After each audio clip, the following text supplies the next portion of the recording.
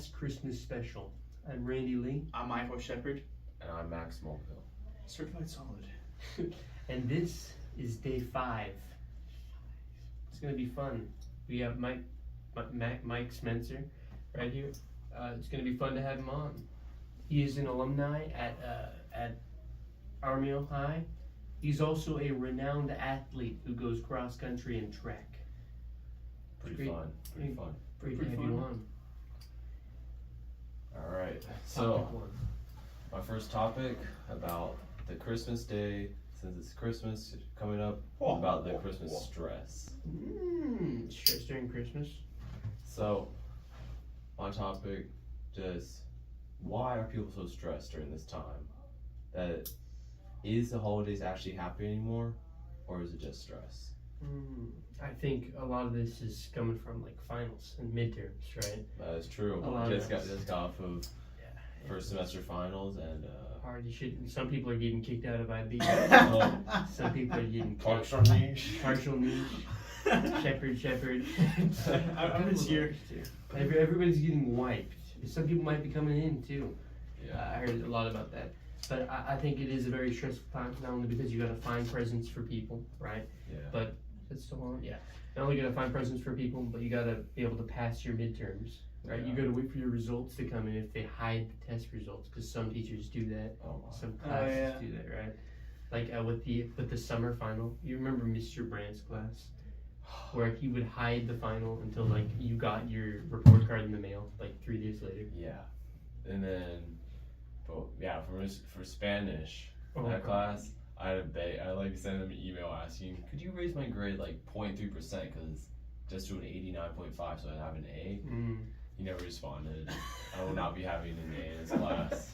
I once begged my math teacher, like when I was a freshman, please raise my 73 to a 70. No, okay, not 79. Like it was like a 78 point something. I wanted it to be a B minus because my dad has a rule: if I don't have A's and B's, I can't play video games or do anything fun, really. But going back to your statement, what makes the holidays stressful? What? Nothing. I said, oh God. I guess one thing as well is that usually family members visit others, and usually sometimes that could lead to homes being sometimes overcrowded a bit. So I guess that can play a factor as well. That is true. Yeah, I don't know. For me, like gift giving can be very stressful for me. Yeah, especially that. Like I can never figure out what to give people, and like I'm like a terrible gift giver. So I usually just like ask my mom, "Hey, what do you think would be a good gift to give this person?" And she's pretty good about it. So.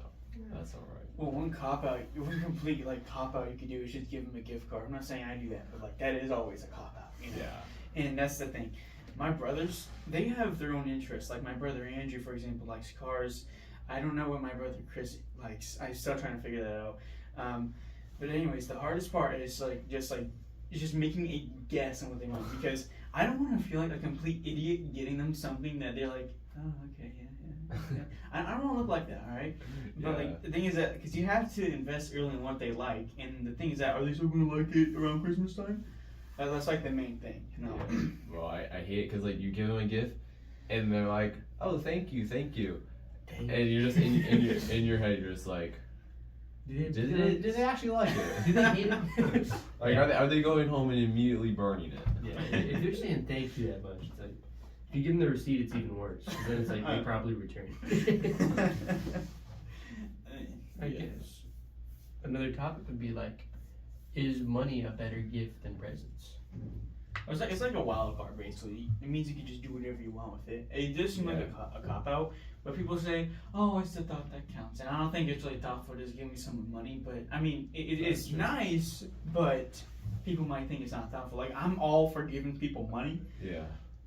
But I don't want them to think that I couldn't come up with anything, you know? Yeah. Anyway, okay, Israel, but minus 1 HP. But me personally, my favorite gift is money, but it doesn't I enjoy it more when somebody gives me a gift that they put some thought into. Yeah, and and something that I like, I'm like, oh my gosh, thank you. Okay.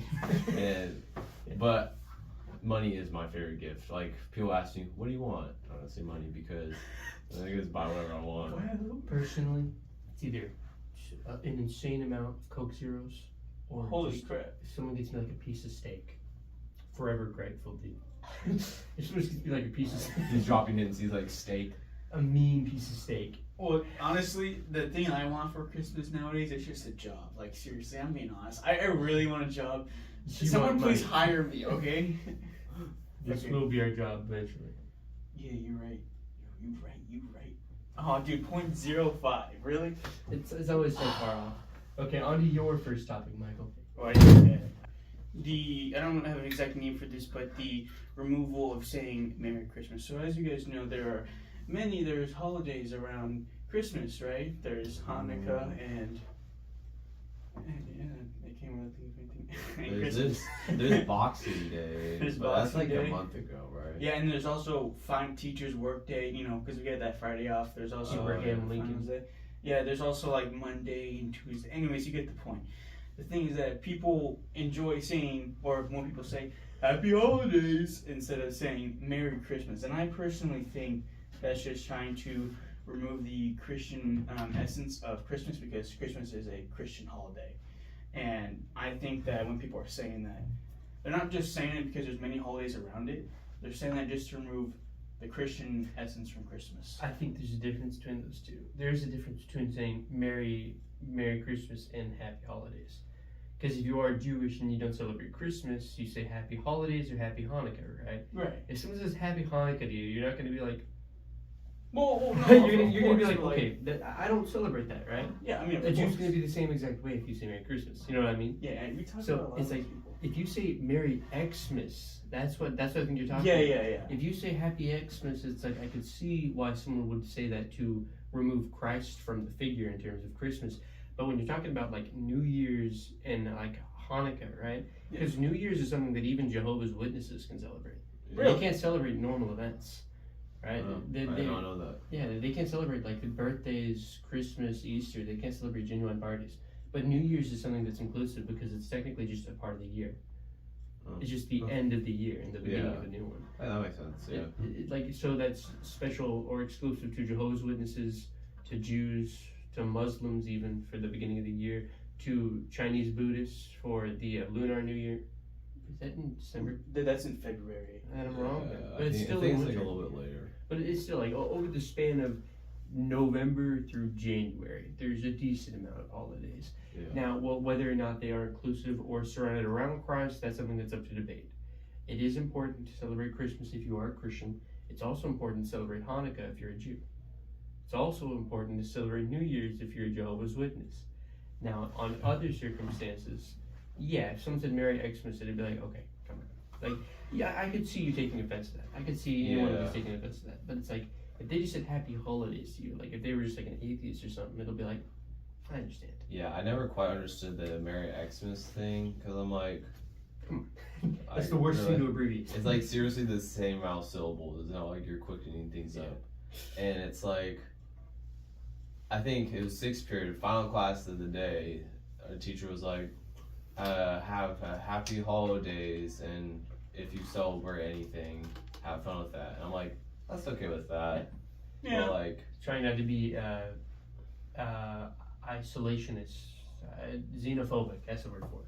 yeah, but Try like, not to be, something that I don't like is like when people are like, Merry Christmas, oh sorry, only if you celebrate that or something like that. That kind of just annoys me because I'm like, there's no way you didn't think about that before you said it. No way. Yeah, if it's like, it's either you start with Happy Holidays or you like, just don't say. Yeah, you don't say Merry Christmas or if you celebrate something else. Yeah, Merry Christmas or anything else. Yeah, like I just feel like that's kind of. Yeah, or Happy Hanukkah or anything else, because then that's like putting it over other things. Yeah, honestly, that makes Nice. sense. Yeah, I think that honestly makes sense because I've always viewed it people saying Happy Holidays mainly just to mainly for like I would say like having like a sort of like political correctness, you know? Yeah, Something like that. That's always how I viewed it. I've never viewed it as oh, I'm only saying Happy Holidays because there's so many holidays around this time of the year. I've always thought of it just exactly for correctness. And I've always thought if there's many holidays, then what is it? Then just what is it? Just don't you don't have to say happy holidays to every single one of them. You know? Yeah. You could. It's always bothered me. You know. Yeah. It's a personal thing. You know. Yeah. I think for me, I say Merry Christmas until Christmas, and then like the 26th until New Year, I say Happy Holidays, because like I'm talking about New Year's. The holidays after. Yeah. You don't say Happy New Year's because it isn't the Happy New Year. But I don't think I really say Happy Holidays like around another time. Oh my gosh. 5.0016. I got that right this time. Okay, so on to my first topic. It's hard to explain this one. I'm just gonna go with assembly lines and the genius behind it. I just want a glass of water. I would like a glass of water, please. Okay, so you guys know what assembly lines are, right? Yep. You have 5 people on the line, of course. Henry Ford made him genius guy, great guy. Surely he didn't do anything wrong. Uh-oh. Surely he didn't. Okay. Anyways, right. So there's 5 people on the line, right? You want to make a car, right? Yeah. Someone makes the base, right? Another person adds the frame. Someone else puts on the doors. A third person adds the mechanical parts, right? Yeah. 4th person adds the tires, and the 5th person adds, I guess, just fuel. They add gas or a gas tank, right? That part, I find it very interesting how the genius behind it was it made it so much simpler to work, right? Because imagine you yourself trying to make a car from scratch, right? Yeah. It'd be easier to be taught 1/5 of the process than to be taught the entire process and have to do it over multiple days in 16 to 18 hour shifts because they didn't have time back then. Yeah. Times back then, right? Overall, it was a genius idea because it cost less to train people. They needed less educated people, which means they could pay them less, right? And it was easier for people to work in general. Yeah. And I think that like goes back to that statement or that topic you mentioned. It was called trade or something with the, I think it was what was that thing called again? Trades with the pendant. Yeah, the pendant that had like the microscopic detail on it. If people like only work on one specific thing, they're eventually going to be like the best at it. Yeah, so I think that something that works amazing. And one way I can relate to that is because I have this stupid video game I worked on a while ago, and it was so hard for me to do every single work. Man, I'm telling you, I was great at making like the 3D models and whatnot, but like I just cannot for the life of me code or make textures. I legit suck at it. Like what is it? I close my eyes, go on some pixel art thing, and just scribble anything, and I just that's a texture. It's a little strange, but it just gets the job done though. Yeah, I mean, the one argument that I've always heard against the assembly line is that when it first came out, it put like all the artisans and like skilled workers out of their jobs. Yeah. But in all fairness, that's one generation of people losing their job that they could go then get at the factory to then benefit 100 generations after them. Yeah, it's like it did take the lucky few out of work, but it put so many more, like tenfold the amount of artists and artisans like into work than it did in terms of like losing some artisans and people who were good at their craft was a small price to pay for a lot of people getting jobs, which fixed unemployment throughout America. And not just America too, other places around the world. I'm just sticking to America because I like to stick to my roots, and a lot of my education is rooted in American history. Yeah, I mean, and you can hate on sweatshops all you want, like Asian countries, but they get the job done. Yeah, they get the job done. It's like how our editor is getting the job done. And he doesn't work in a Chinese sweatshop, does he? I hope not. It's redacted. that's for later. So that's all we have to say on it. I got a couple more things to say about it. Henry Ford, guy was a genius. Guy was a hero. How so? He was a leader of industry. Exactly. Yes, I think we all know that. He wait, was it him or Carnegie? Robert Barron. That Both of them. He was not a right. He was a captain of industry. Okay, yes. Okay, yeah. He did create the factory line. Yeah, but I think later in his life, he kind of just. He was a good person, though. Like, okay, not a good person, but he was a good owner compared to other He was a people at good the time. business owner. He was a pretty bad person, but a good business. What did he do? No, was he like- sold vehicles to the Nazis. During Oh. Germany. He was a horrific anti-Semite. He was one of the most prolific anti-Semitic pro-Nazi regimes Oh, in wow. America. I He must. But he had a pretty damn good business.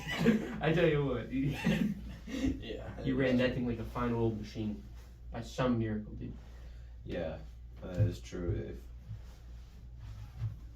And I don't know if it's like just like fiction or not, but like they say he paid his workers well and raised their wages. I mean, to be fair, there was a lot of whistleblowers. So if he Yeah. didn't pay them well, then everyone would know. Yeah, that is true. So That's it. Oh. 0.01. That's crazy. Or 59.99. On to your second topic, Maximilian Mulvihills. Here we go. unsolved homicides. Unsolved homicides. Jinx, you'll You get said it. Jinx, fly down. Michael. Continue. Well, so unsolved homicides. It's a fact that in the U.S., a leading nation, the number one economic nation in the world, half of the homicide cases go unsolved. Huh. Currently. That's interesting. And I think that's just interesting, and I don't understand like what is going on to allow that to happen. Probably nothing to lead them on to anything else. Like it's a dead case, you know. That is true. Like I think as weapons get more advanced, it gets harder to trace. Probably. It may not just be weapons. I think it also may be the people. Like we as a people have gone from like small quaint towns where everybody knew each other to Yeah. bustling metropolises where nobody knows each other. Like if you step outside right now, if you can name 3 people, I'll give you $1 billion. Yeah, exactly. Problem is you can't, right? Yeah. With less people to recognize others and less people that take notice of missing people, it becomes much more difficult to find someone who's a culprit if you've never even seen the culprit in your life. Yeah, that's true. That's true. And like it takes a lot of money from like police to like figure out who they've been talking to, who might have motives to kill them. Mm-hmm. And I think that is true. Like, say back in like the 1800s, you got your small town. It's like there's And 5 they're like- people that were there. Yeah, they were fighting all the time. I wonder who killed them. Yeah, like 6 people who are all witnesses. It's like, okay. No, they're like the black guy. Let's go hang him. It worked 3 times out of 10. 3 times out of 100. All right. Anything else to say? Well, I don't know. Well, I think another reason why homicides go unsolved is just because, what is it? It's just, I guess, just in this day and age, I bet it's easier to, I don't know, kill somebody. I mean, especially with, getting access to weapons. I mean, obviously we've seen videos of people getting assassinated, and it's been more and more, what is it? It's been captured more on footage. You might say, well, you just said that it's harder to do that because people are diverting their attention to something else rather than what's going on, like cover-ups, for example, Yeah. Like big news cover, like is overshadowing like your small news. Exactly. going on in That's town. legit what the media is. They only go over things that are big problems compared to other small, or they go over things that they think are bigger problems compared to actual problems.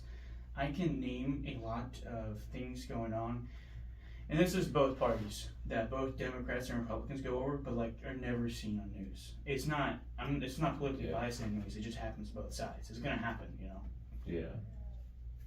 And like I think that lack of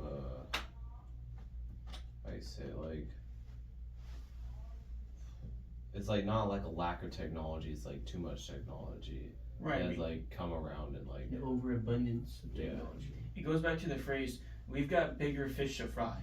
Like, Yeah. obviously, because if some dude killed somebody, let's say, around the same time Charlie Kirk was assassinated, obviously Charlie Kirk is going to get more mainstream attention, Yeah. and that's probably going to go unsolved because it's diverting of attention to what's happening then, you know? yeah. I mean, Red herring. Exactly, a red herring. that has been brought up, like how, like it's been used as an argument by many like liberals that, oh, there was a school shooting late the day that Charlie Kirk died and nobody cared. Yeah, exactly. I remember that. Yeah. And that has been brought up, and it is true. And it's just interesting that we have DNA evidence and everything, but still can't pin somebody. Yeah. Yeah, what is it? The day Charlie Kirk was assassinated, the next day, September 11th, like I almost heard nobody talking about 9/11. I heard them talking about what happened the day previously. Oh yeah, you're right. That was on 9/11. I do remember that. What happened the day before 9/11? People Yeah. talked more about Kirk getting assassinated Yeah. than 9/11. I didn't hear like 9/11 jokes. Yeah, I didn't hear any. That's crazy. Huh. Jinx. Did not think about that. Yeah. Okay, I get it. I have to go punch the Prime Minister, so after we stop the timer, I'm gonna go flush the toilet. Got this. Oh, points. Point one. Chat. 5.00. Going to my next topic, and I find it quite interesting. Should EBT only be used or applicable on food that is healthy? So EBT, as you know, food stamps. I had no idea what this thing was until like a year ago. Rich guy. Ladies, all right. Anyways, Money flex. and there's nothing wrong with EBT at all. It's not bad. All right. It's government funded, funded to the government, so on and so forth. You get the gist of it. And it begs the question: since it's government funded, which is free basically, should it only be used on food that is healthy per se? Because obviously, what is it? We want our citizens to be healthy, right? Because I hate to say the facts, but like Americans, they aren't really the most healthiest. No. You know? No, not by a mile. But if we're giving them these free food stamps, whatever they're called, shouldn't we think it should be used for good and not just like eating bad food? Now I'm not saying that you can't have a good time every now and then. You know, it's human nature to have a good time, right? But I don't think that EBT should be used on necessarily junk food most of the time, because I'm no genius on how people use it, but come on, people might only use it for that. Yeah. And I think that brings up a good point. You're in this class with me, ESS. Mm-hmm. We talk about malnourishment versus malnutrition, and it's just crazy to me that people in like other countries are like malnourished, right? Because they don't get enough food and they're not able to eat enough.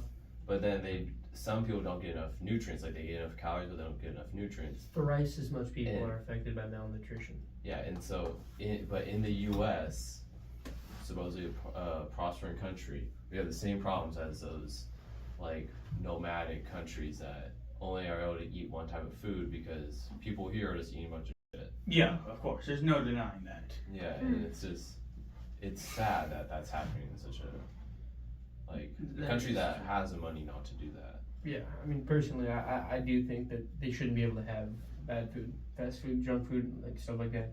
But I do understand why they would do it. Like sometimes when people are in a tough spot, or they have to feed their family quick, or they lack the fundamental cooking skills to do something like that, they'll buy a frozen pizza or something. Yeah, of course. Right? Yeah. Because of course it's a given. It is cheaper overall to buy home cooked goods and to buy ingredients and such like that. So if they were to do that, they'd save more money and wouldn't have to rely on EBT as much, which would also, decrease the amount of stress on the U.S. government, or at least whatever the taxes are, or how much money is going into EBT. Not to say that we should defund EBT. It's really important. Yeah, no. Really important that we don't. Yeah. Shouldn't find excuses to defund it. But I'm saying it is a better alternative to not spend as much money if we were to swap to healthier ingredients. That is true. I think that personally, if you have EBT, it should, like, I think the way they should do it, it's gonna maybe cost a bit of money, but have like encode it or like make some type of label that has it as like as a type of food. It would be healthy food, and then the other one would be considered, how should we say, like non-healthy food, junk food. Just unhealthy. Yeah, unhealthy. And maybe there could be like a quota on the card, like for junk. Like there's like amount of money that you get to spend on junk food. Yes, and obviously more of us Like EBT cash and EBT snap. Yeah, I just don't know how it works. So. I think yeah, they did make that. You have EBT cash and EBT stamps. And I personally think if you want to have fun and mess around, you're obviously going to need to work for it. It can't just be given to you, you know? Yeah. So I think that's a driving point in the statement. Yeah. Topic. And that's true, like, and I'm not exactly sure how it works, but like, it's just if you're not working, right? Mm-hmm. Like, and like, in my opinion, though, like for people that aren't able to work, like disabled or something like that, for them to be able to get and buy what they want.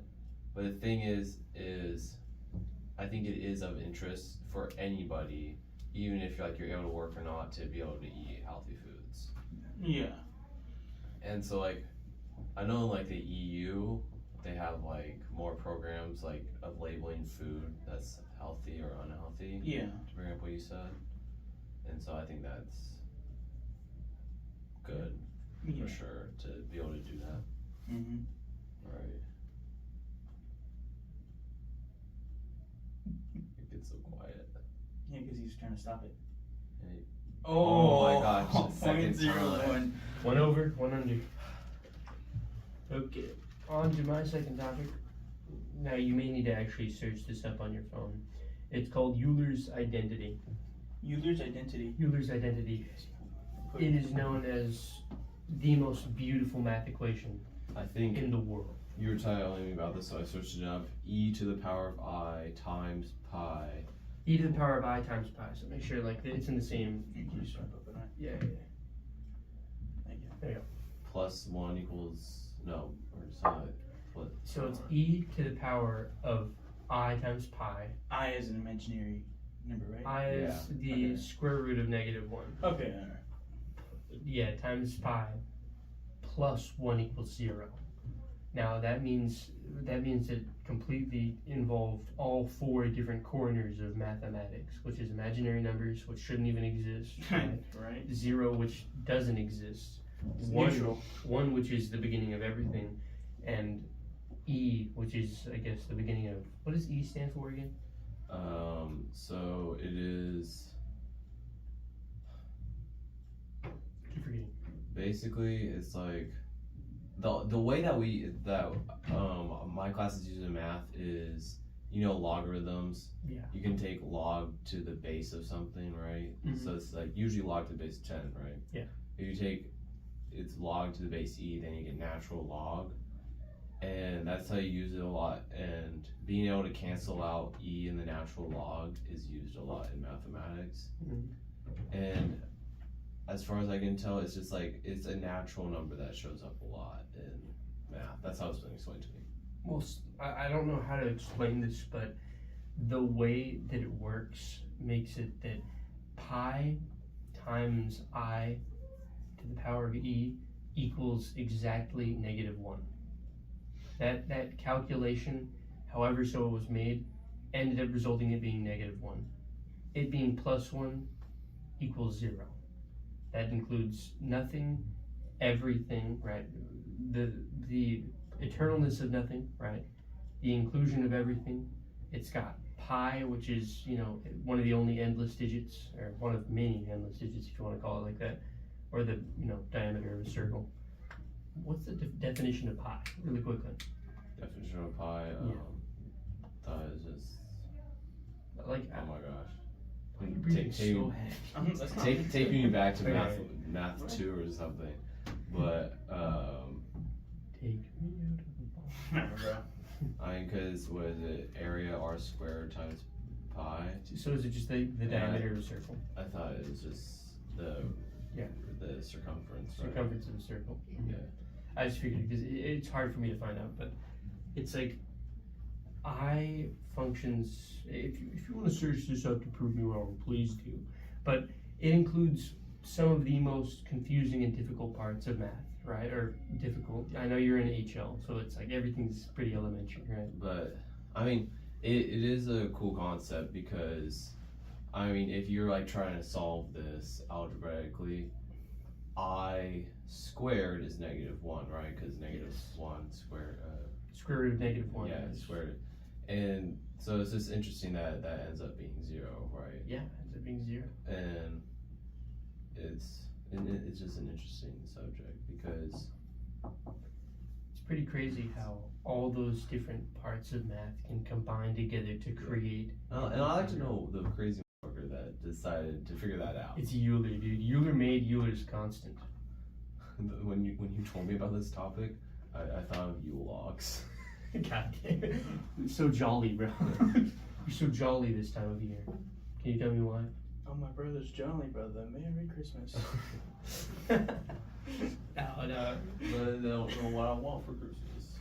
But that's why it was considered, or it is still considered, one of the most naturally beautiful math equations in the world. Yeah. Because it uses EI, uses pi, 1 and 0. You know, one of the most. Yeah, you could probably get Mr. Arbizo in here and like start crying over this. You go, oh my god, because like seriously, people get like E tattooed to themselves. Like it's like crazy what some people like. Some people just love math. I love math a little bit. I look at like I'm in math 3 right now. I'm a little bit like, but my grade went from like a D+ to a B. Wait, this final? In one final, yeah. Well, she also How's that graded even some- possible? I love math tests. I just don't do the work. I haven't touched a bit of work. Continue. It's not just because of the finals, because our teacher actually put in a ton of assignment grades because she hasn't. I'm gonna Oh tweet my- out. Oh my. Oh. And we're back after scheduled rescheduling.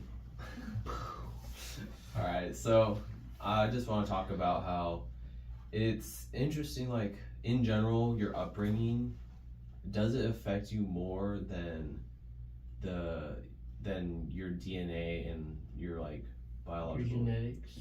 Yeah, does your upbringing affect you more than your genetics? I'm, like, not talking about, like, height, weight. I'm more talking about, like... Moral inheritance. Yeah.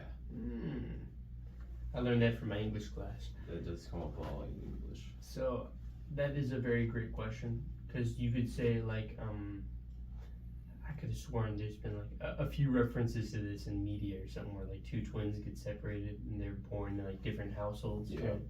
Right. But like personally, if I were to say anything, I'd like to say upbringing is probably the most important as opposed to moral inheritance, because well, you could inherit. Oh no, actually.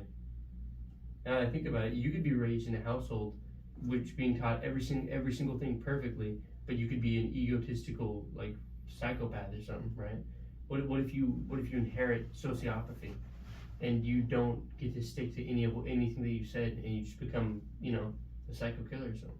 Yeah, but I feel like that's an outlier. I feel like if you like talk about something like Ted Bundy, he was raised in a very like poor household.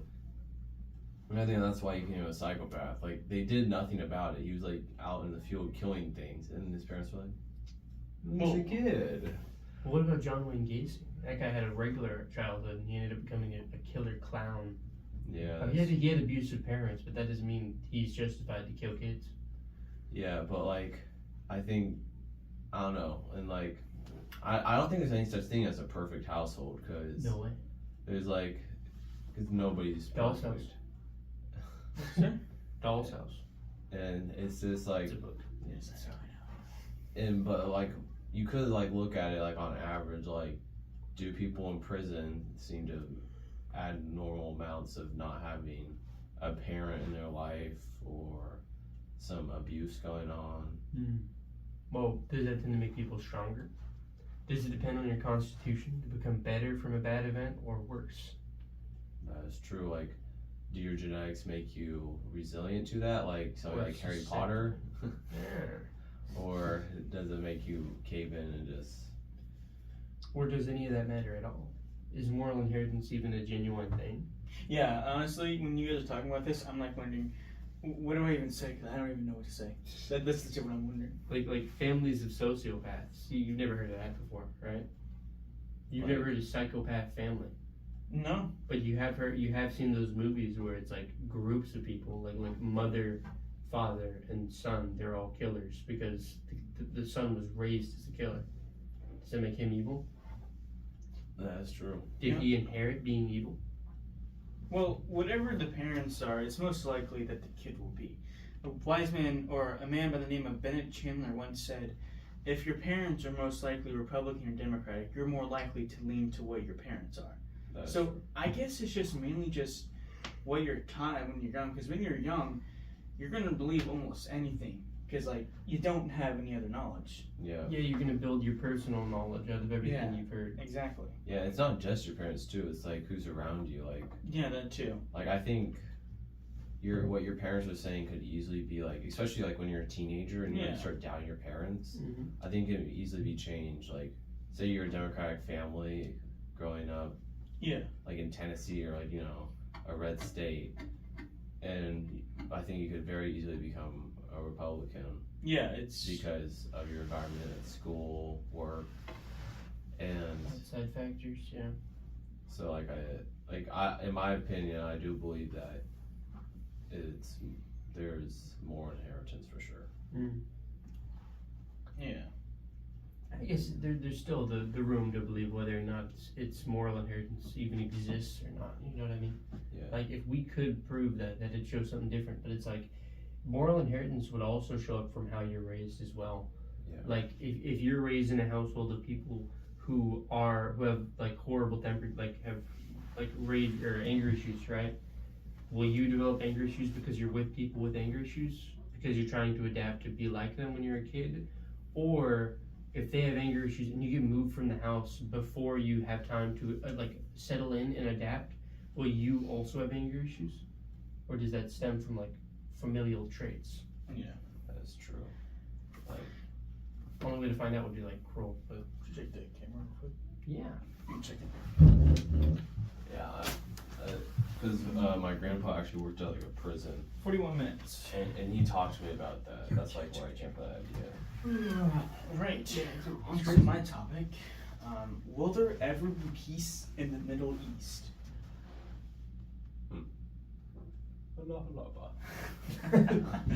So, oh yeah. Games, black lights. Anyways, so as we all know, the Middle East, very chaotic, very strange. All right. Very unstable. Very unstable. What is it? Weapons of mass destruction. I think the reason why it's so chaotic is because there's just no authority over there. Like You know, seriously. I think they've been fucking toyed with for Yeah, like and- more than 100 years. And they all like hate each other as well. Because they've been Yeah. toyed with. Yeah, it shows up. I think like everywhere that like if your homeland where you've been living gets fucked over, it's gonna be messed up for so long. Yeah. Because it's like with Britain and whatever, like, but I think it was near the Ottoman Empire. Someplace in the Middle East during the reign of the Ottoman Empire was like recruited to fight against Germany. And they said, in return, you'll get more land and we'll stop owning over you. We'll stop calling you a providence. And then they just didn't give them anything, kept their land, and I guess just kept enslaving them like they did in Haiti. Just like I think that happened in India and maybe Egypt. Like a punching bag. Yeah. What you're saying. Egypt, especially. Yeah, what was that guy, Lawrence of Arabia or whatever? Yeah, Lawrence. The Queen of India. Well, do you think we should even do anything about the Middle East, or should we just like let it burn? Like let it all die out. I say we should leave it alone so it could try and repair itself. That There's is nothing- true. And that like, yeah, like in Outside- my opinion, the U.S. is not helping by enforcing. by sending people to go there, and like I know like the thing is it's the West's fault for that, Mhm. for drawing lines and being like, you guys have to live here. I don't give a fuck if that's your holy land. Yeah, and then of course we're going to kill each other over that. Yeah. And so like it's just interesting that I don't know, at this point but it's just not helping to go send people to go fight. Yeah. ISIS. Like at this rate, the only thing outside influence has done is just cause more and more harm. Yeah. But there's also the fact that they have been trying to cultivate uranium. They have been for a long time. They've been trying to concentrate uranium, but it's not like ISIS has been doing this alone. Like Iran has been doing this, and they've been known. Like we did a test on one of their sites. I think it was called it was like a black site or something, right? And like we saw that there were craters on satellite imagery where we believe there might have been something that they did. So we sent a nuclear commission council, right, to try and check on it, and we ended up finding nothing, right? We don't know what happened there, but we saw that there was like traces of residue, like radioactive residue. Yeah. We just don't know what it was. And I do get that the U.S. wants to protect national security, and they don't want to fight to a wake country. up and Israel is launching a nuke. But at the same time, it is their land, and It is there. you don't need in my opinion, until they're actually firing at you. You don't need to push in. I don't think you need to push it. But it's like I could understand if they were working on nuclear weaponry. Yeah. Like if they're saying stuff like "Death to America." Yeah. right? Yeah, that's at that point. That's like, been their motto for a long time. It's like, come on. And Rage bait. like, and I think that is partially just because there's a hate of the West there, and that's going to happen. But I don't think we're helping by sending troops there, and then I think it's gotten to a point where we really can't go back from this. Yeah. It's like we keep sending people in and they keep dying, right? Yeah. We don't send people in and they develop weapons, right? And Yeah. then they fight us or try to fight us. But in fairness, as Bennett Chandler said the other day, we are the most defended plot of land in terms of naval invasion. Yeah. But it's not like we have to worry about that. We have to worry about nuclear weaponry coming at us. It's like, because we can't stop a nuke, no matter how hard we try. We tried creating like a Golden Globe. I think that was the name of it. It was like Golden Globe. They wanted to create something over America by 2030. I think they're still trying to do that, right? Yeah, they're still working on it. Yeah. It's something to completely prevent nuclear explosions. And if we create this, we could just fucking Iran. We also could use this for peace and stop invading other countries. Right? Yeah, that is interesting. Like, but how are we going to stop a nuke? but like, there's a balance of how much money do you want to spend on Yeah. your military versus $1 trillion on a people. year. Mm-hmm. Okay, come on. You get 2 seconds. Oh, Pete, one more chance. Oh, you 0-2. messed it up. That's 45 minutes, I It's believe. 45 minutes, and that's the end of our episode with Maximilian Mulvihill. Thank you for having me, guys. This was fun. I enjoyed it. We'll have you on next time. Yeah, on a Let's get a picture with you so we can post it to our Instagram story. Blur it out.